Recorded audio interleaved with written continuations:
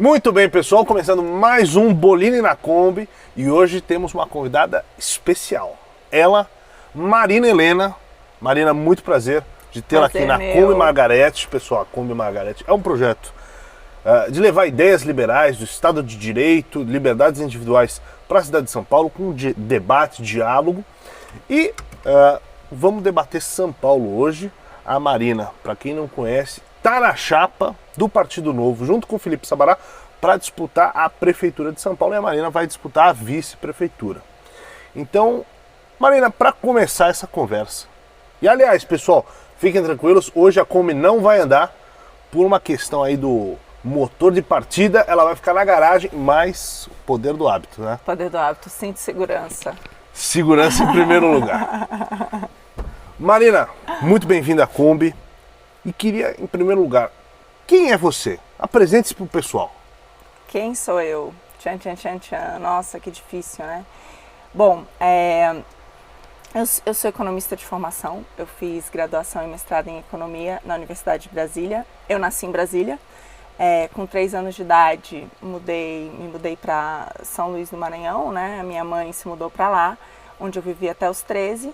E aí eu fui para Brasília para estudar. Fui morar com meu pai na época e assim que eu terminei o mestrado, em 2004, olha, tô querendo dar uma de novinha. Em 2004, eu me mudei para São Paulo e tô aqui agora já há 15 anos, né? Onde eu fiz a minha carreira, então eu fiz toda a minha carreira no mercado financeiro, trabalhei em diversas instituições. Em uma das instituições que eu trabalhei foi a Bozano Investimentos, com o ministro Paulo Guedes. E foi assim que no final de 2018 eu recebi um convite, né, do hoje ministro para participar do time do Ministério da Economia e fui para Brasília, onde eu fiquei o último ano. Muito e bom. Agora e aliás, recebi esse convite. E acabei de ser, tem um processo seletivo, né? E eu fui aprovada para sair como candidata à pré-candidata à vice-prefeitura. Muito bem. Agora, Marina, lá no Ministério da Economia, né, trabalhando com o time do Guedes, o que você fazia exatamente? Qual era o departamento, enfim, a tua área de atuação? Eu trabalhava na Secretaria de Desestatização com Salim Matar. Muito bom. Também uma pessoa, um fera. E lá o que a gente, enfim, dentro da Secretaria de Desestatização tinham tanto as empresas estatais como também a parte de patrimônio da União, os imóveis. E a minha área específica, eu era diretora dentro dessa parte das estatais mesmo. Então, a minha maior preocupação era analisar as empresas e tentar ver, né, se fazia sentido estatizar e nesses casos ajudar a implementar esse processo. Então, só para dar alguns números, porque às vezes eu acho que as pessoas não sabem. É legal posicionar, né? Mas a gente já tem hoje em processo de desestatização 12 empresas estatais. Fora isso, tem 2 projetos de lei já no Congresso, que é do Correios e da Eletrobras. Perfeito. Então, enfim, esse processo andou.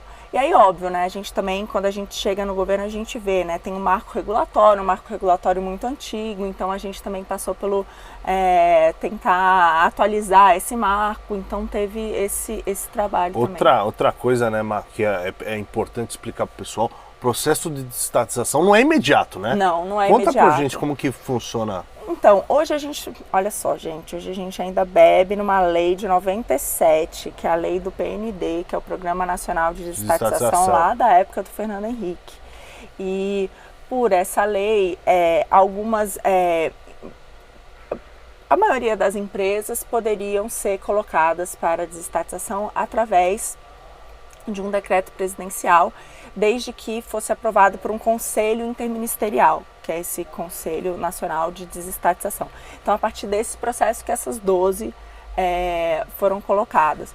Hoje, mas aí é óbvio, né? Como é um bem público, toda a questão de precificação é mais complexa. Perfeito. O serviço público que ela presta, então assim, não é acabou a empresa, você tem que ter certeza garantir que o serviço vai estar sendo prestado, vai continuar sendo prestado, ou se não faz mais sentido ser prestado, também, né, dá conta disso para a sociedade. Então, então, todos esses processos, hoje em dia também, o BNDES, ele é o gestor da carteira, então toda essa parte de contratação dos estudos, que vão determinar qual que é a melhor maneira de vender, que vão fazer a precificação do ativo e tudo isso, quem faz também é o BNDES. Então, é uma articulação ali, tem vários atores ali. Perfeito. Normalmente também, algumas empresas são do Ministério da Economia, mas várias outras não. Então você também tem que conversar com outros o Ministério ministérios, fazer setorial. articulação política.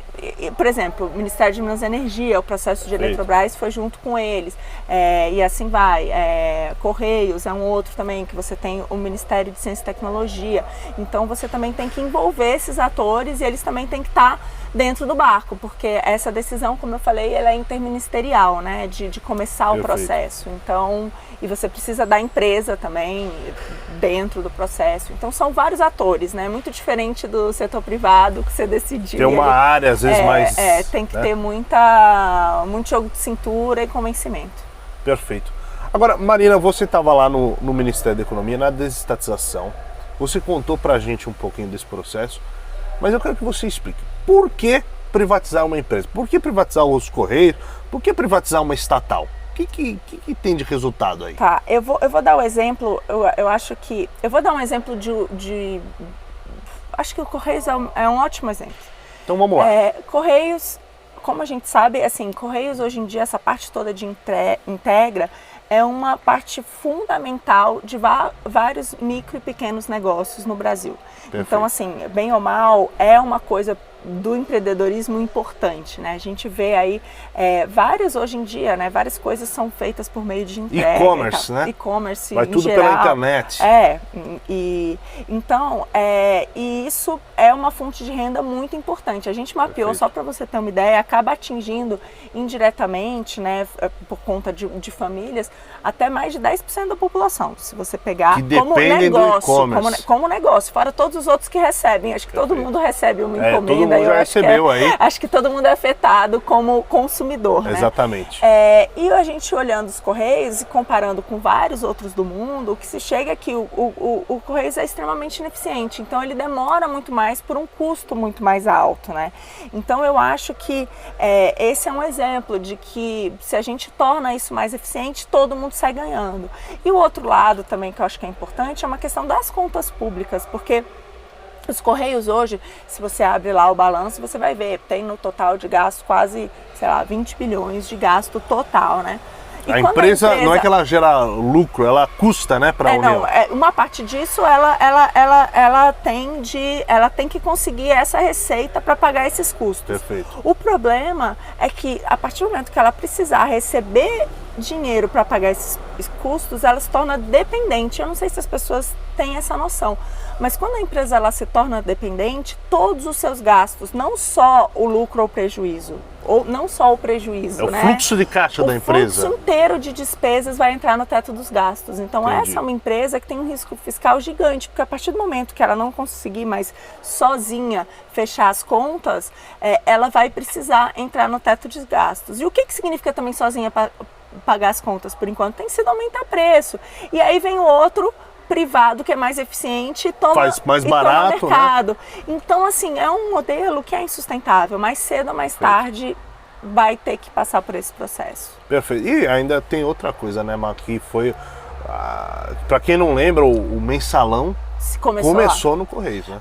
Gente, aí as estatais, porque vamos falar de estatais, né? Eu acho que tem muito ainda, infelizmente, tem essa captura, então eu acho que a gente realmente tem que, o nosso discurso, né, de acabar com privilégios, as estatais hoje em dia, sem dúvida, são um dos maiores veículos para isso, infelizmente, né, a gente está nesse governo e eu admiro muito a equipe ali que está conseguindo colocar pessoas independentes nos conselhos de administração, mudando a cara, mas a gente sabe por natureza que imagina que se muda governo, continua lá, né? E mesmo as estatais, tem as estatais, mas tem inúmeras subsidiárias, inúmeras. Então, assim, se você pega, até, não sei se vocês já viram isso, mas o Salim tem uma apresentação do Estado empresário, né? E lá são mais de 500 empresas que você tem controle direto, indireto e tem que indicar alguém. Então, assim, vamos pensar se, sabe, dependendo de uma empresa estatal, quantas subsidiárias ela tem. Aí você tem todos os diretores, depois você tem todos os conselheiros de administração, todos os conselheiros fiscais. Assim, é muita gente. É uma máquina muito grande com pouco serviço que entrega, tem né? E é óbvio que isso acaba gerando muito interesses, né? Não necessariamente os melhores, Perfeito. Infelizmente. Então, sem dúvida, tem Acho esse que tem risco. uma metáfora muito legal. O seguinte, imagina que as estatais são um presunto de Natal em cima da mesa. E aí vem a politicagem, que são as moscas. É isso. Você ficar abanando para as moscas saírem, uma hora você vai cansar. A melhor coisa é tirar o pernil, o presunto da sala, né? Então privatizar as empresas estatais. E as pessoas ficam com medo, às vezes, de demissão de funcionários, mas eu gosto de dar alguns exemplos, né? Que é o que aconteceu, por exemplo. Um exemplo claro são as teles, né, gente? Hoje todo mundo aqui com seu celular. Lembra, antes tinha que comprar telefone, era caríssimo. Tinha que declarar no imposto de renda, declarava né? no imposto de renda. Hoje está aí acessível a todo mundo, né? Em termos de emprego mesmo, sei lá, a Vale tinha mais do que 10, hoje ela tem mais do que 10 vezes o número de funcionários de antes. Então, também tem isso, a empresa bem gerida, ela vai gerar muito mais empregos. Então, eu acho que sai ganhando o consumidor, sai ganhando quem, né, o pagador de impostos. Perfeito, sai ganhando, todo mundo sai ganhando. E eu acho que sai ganhando também os funcionários, porque aquelas que vão... valoriza os bons funcionários, melhor. Exatamente. Também. Eles vão conseguir, você também cresce o número de... Então, para a sociedade como um todo, é um ganha-ganha, sem dúvida. Perfeito. Marina, você passou um bom tempo em Brasília estudando, depois foi para o Ministério da Economia. Qual que foi a maior lição que Brasília te ensinou? O maior aprendizado de Brasília? O maior aprendizado de Brasília? O maior aprendizado de Brasília é que realmente... o setor público é onde você consegue ter o maior impacto na vida das pessoas. Se você está lá pelos motivos corretos e com a vontade de fazer um bom trabalho, né, e você leva com você isso, né, esse senso de urgência, essa vontade de fazer o que é certo, você consegue fazer as coisas e ter um impacto muito grande na sociedade. Eu acho que é isso.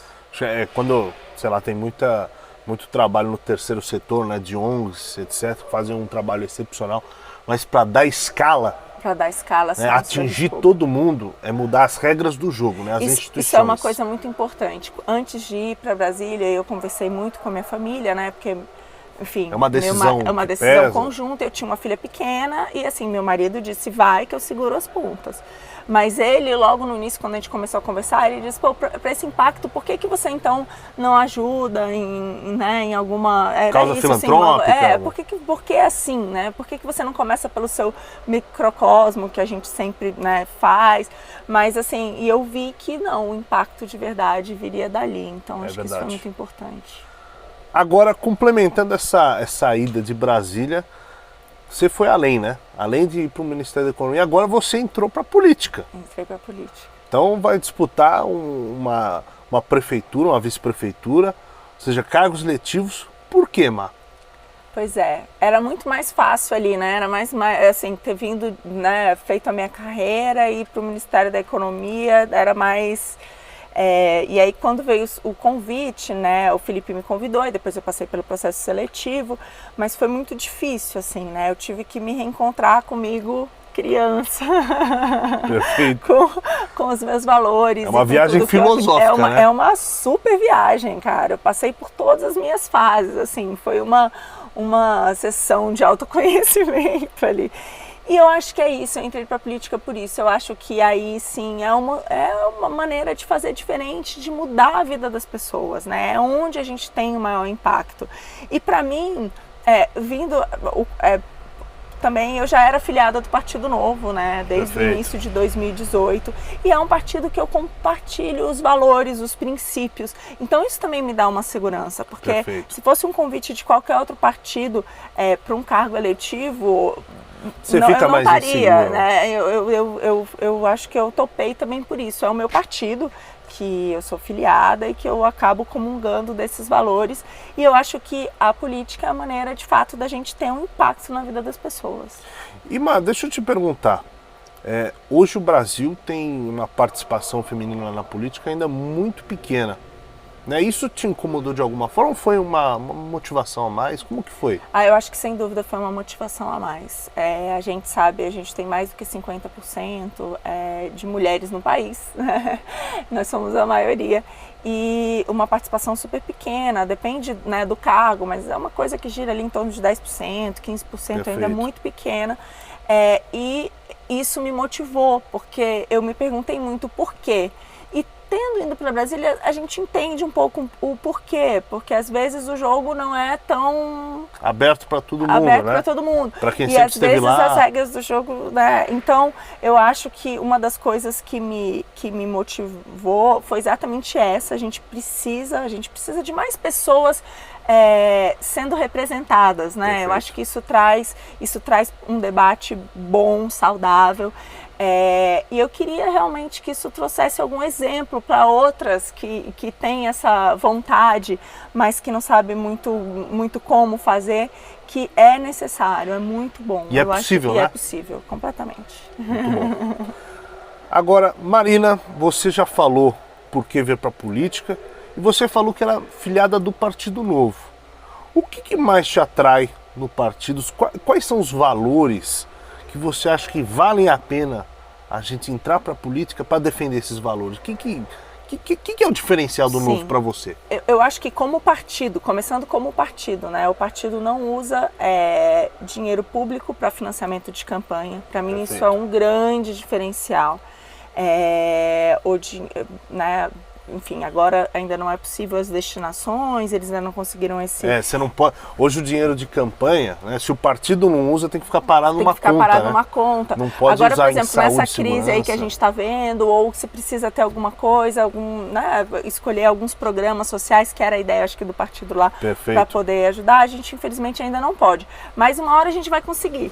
Mas eu acho que essa é a primeira coisa, a gente não utiliza esse dinheiro... Verba pública para campanha, né? Verba pública para campanha. Segundo, acho que a separação dentro do partido, que de fato tem uma gestão diferenciada, que é essa gestão que separa o mandatário do partido, então você tem ali um papel fiscalizador do partido, que eu acho que também é importante. A escolha dos candidatos, então todo mundo passa por processo seletivo. O processo do Felipe, ele ficou lá de maio até novembro, foi um processo super difícil. Muita governança, né? Muita governança, 77, né, candidatos, sei lá. E ele passou, e depois ele me indicou, e eu passei por várias entrevistas antes de ser aprovada. Então acho que esse critério faz com que os nossos mandatários tenham um diferencial, né? Acho que isso também é bastante importante. E não é ser amigo do rei, né? Não é ser amigo do rei, não é o cara que eu conheço, eu posso gostar de você e tal, mas não, é uma outra... Passou por um processo. Um processo, né, isento, né, da melhor maneira possível, procurando aquelas qualidades mais importantes em quem vai exercer aquele cargo. Então eu acho que isso é fundamental. E aí, obviamente, na economia, né? Prego o liberalismo, que é o que eu acredito, a necessidade das reformas. E foi o primeiro partido, né, que passou a defender o livre mercado abertamente. O livre mercado abertamente. Eu acho que isso é super importante. Então, assim, para mim, eu acho que são as questões que mais pesam na escolha do partido. Muito bem. Marina, agora fazendo um pouco um diagnóstico de Brasil. Você esteve lá no Ministério da Economia, lá em Brasília, acompanhando a política, o desenvolvimento das reformas. O que o Brasil precisa para voltar a crescer, para o Brasil se tornar um país desenvolvido, né? Nós tivemos um crescimento do PIB de 1,1%, ainda muito, muito pequeno perto do que a gente precisa. O que nós precisamos fazer? Qual que é a... Eu acho assim, tendo estudado muito a parte econômica, eu vejo que, infelizmente, o tamanho das besteiras que a gente fez na economia demoram muito para se recuperar. Sabe, para isso, a economia demora para se recuperar, porque a gente teve uma grande depressão no Brasil, né? A gente teve uma queda do PIB, eu acho que do ápice até o que está hoje, de mais de 8%. Algumas estimativas dizem que a gente deve voltar para lá mais perto de 2030, ao nível que a gente estava antes dessa crise em alguns setores. Então, ou seja, a gente perdeu, de fato, vamos dizer assim, uma década e meia. Exatamente. 2 décadas. Então, o Brasil, aliás, ele é campeão nisso, né? A gente vai dá um pulo de galinha, maneira né? não sustentável, que é fazendo o quê? Fiscal. Aí é o que teve os surtos inflacionários. Então, assim, o nosso modelo sempre foi um modelo errado e não sustentável. Então, em algum momento, a gente paga por isso, chega lá no nível de endividamento que não dá mais, que foi o que aconteceu agora, precisa cortar, precisa arrumar a casa. E aí, isso aí ainda é possível, mas na hora de realmente ter o choque de produtividade, que a gente consegue como? Com as reformas. Então, eu acho que a gente tinha uma aí que era super importante, que era a reforma da Previdência, que passou, mas tem várias outras, né? Então, a reforma tributária, a reforma administrativa, as privatizações. Por que cada uma delas é importante, Marina? Comenta um pouquinho. Então, a reforma tributária, hoje, acho que todo mundo que abre um negócio, eu tive que abrir uma consultoria há algum tempo, né? É um choque, né, da burocracia que você precisa e do número de impostos diferentes e do que você precisa. Então, eu acho que é uma questão de você tentar melhorar essa carga. Racionalizar, né? Não dá mais. É muito confuso, às vezes, gera insegurança. De tempo para as pessoas e insegurança, exatamente. Então, tem muita coisa judicializada, né? A gente pega... Aqui mesmo em São Paulo, eu estava olhando, o contencioso é gigante, de pessoas que, por conta de, às vezes, dúvidas. Então, se você deixa um processo mais claro, é melhor para todo mundo, né? Para quem paga e para quem arrecada. Então, acho que isso é bem relevante. A reforma administrativa... Aí eu faço até um link para São Paulo. Eu vou dar o exemplo de São Paulo, em vez de dar o exemplo lá para a gente já trazer aqui para nossa casa. Vamos municipalizar, né? Para nosso município. Forma administrativa, por exemplo, em São Paulo, no município, tem uma reforma administrativa que começou a ser implementada, pelo que eu entendo, parou. Mas um exemplo que me deixou marcar, assim, que me marcou muito é qual que é a nota que a gente dá para o serviço público em São Paulo? Não sei dizer. 5, vai, só para dizer que está ali, vamos ser mais ou menos. O pessoal do Ministério da Economia tem uma estimativa que a média é 3. Né? 3, pois é. Aqui vamos dizer que aqui seja até um pouquinho melhor. Vamos Beleza, dar essa. E tem os funcionários públicos, eles são feita uma avaliação deles e depois é dada uma nota. E a partir dessa nota eles ganham um bônus, eles ganham um adicional ao salário. Sabe qual que é a nota média que eles esses funcionários se deram?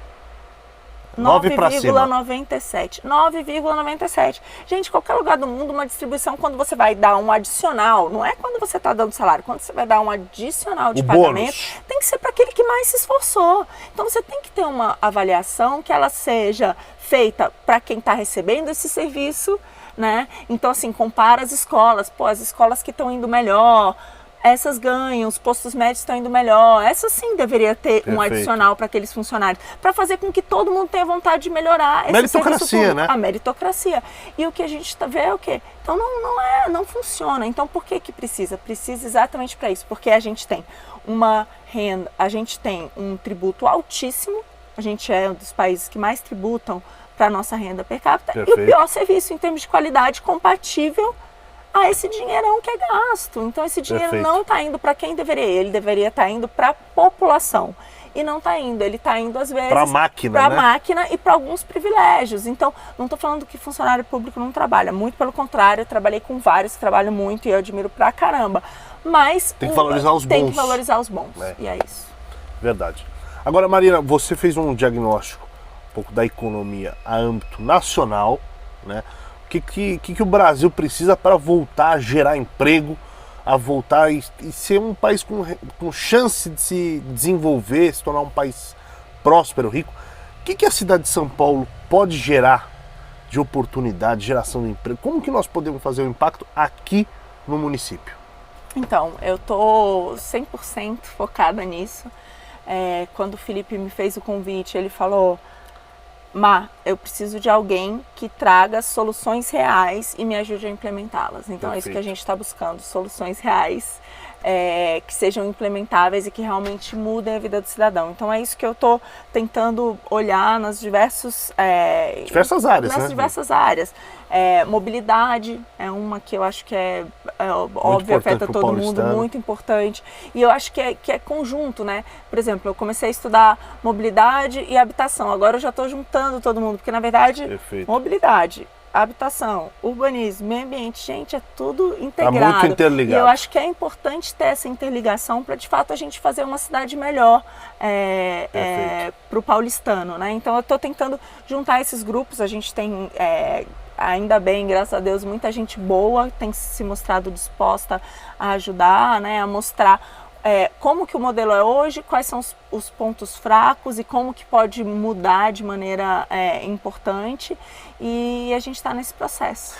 É gestão na prática, né? Gestão na prática. Pegar o que é prioridade, o que é possível de fazer. É possível de fazer. Tem muitos candidatos aí, muitos partidos que prometem o impossível, né? Sim.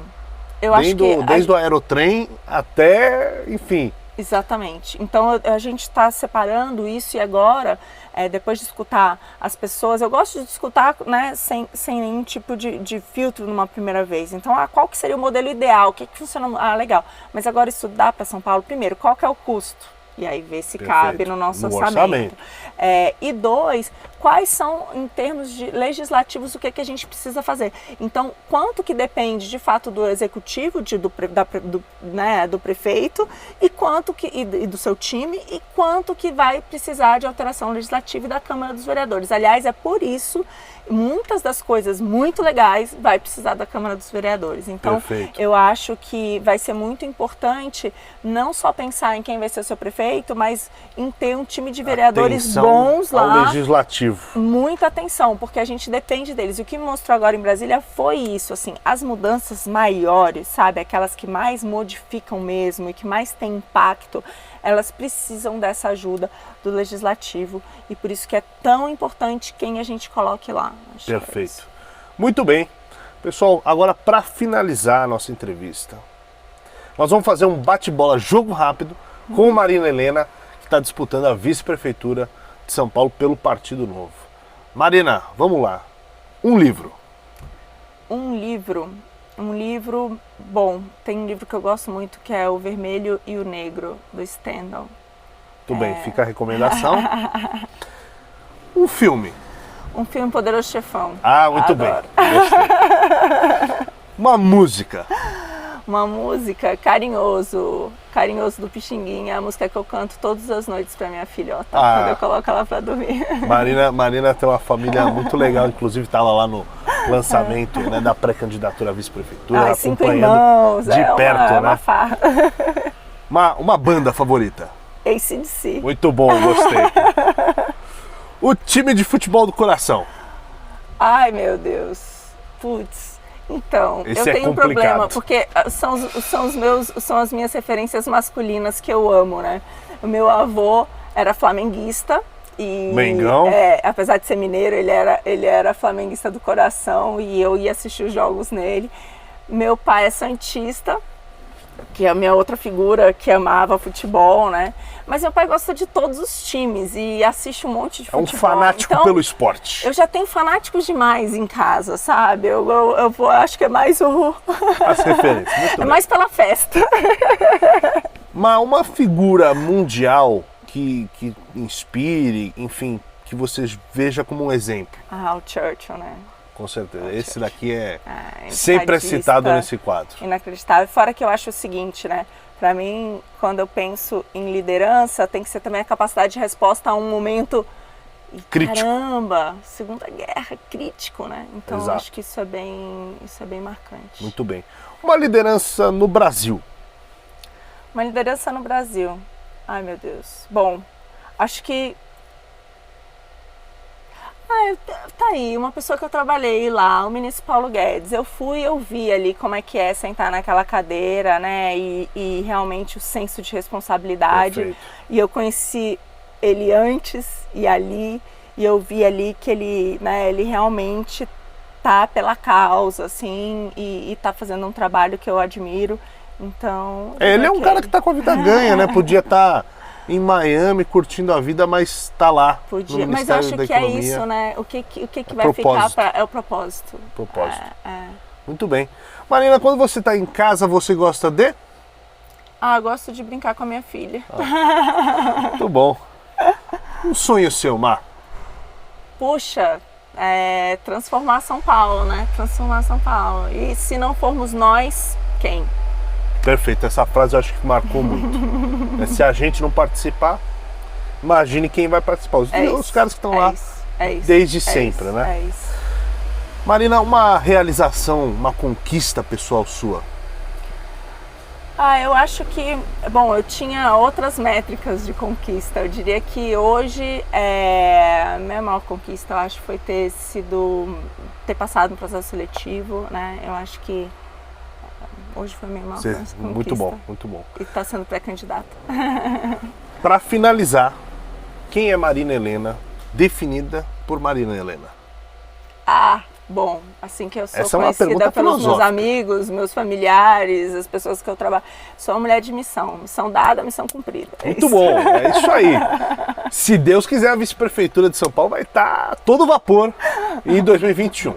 Pessoal, finalizando o nosso quadro, eu vou deixar com a Marina uma lembrancinha, uma mini Margarete, para você lembrar que diálogo político é assim que se faz. É assim que se faz. Abertura, sempre Abertura conversando, total. ouvindo o outro. Eu vou contar uma historinha de Kombi. Você sabe que eu sou apaixonada por Kombi, né? Não, conte aí. Quando eu morava em São Luís enfim, ia passar as férias em Brasília, algumas dessas viagens foram numa Kombizinha. Uma Kombi. Todo mundo tem uma Kombi. A Kombi do coração. A Kombi bege, mas eu adoro demais. Obrigada. Muito bem. Obrigada. E é o diálogo, é isso aí, todo mundo aqui dentro. Exatamente. Assim que a gente convence as pessoas a fazer as coisas certas. Exatamente. Pessoal, muito obrigado para quem acompanhou e fique ligado porque tem mais entrevistas seguindo aí.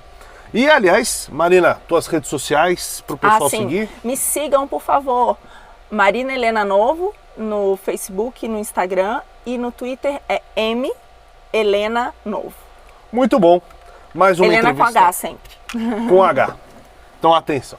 Muito bem, mais uma entrevista finalizada. Marina, muito obrigado por ter vindo na Kombi Margarete. Obrigado por ter acompanhado. Obrigada, gente. Valeu, pessoal.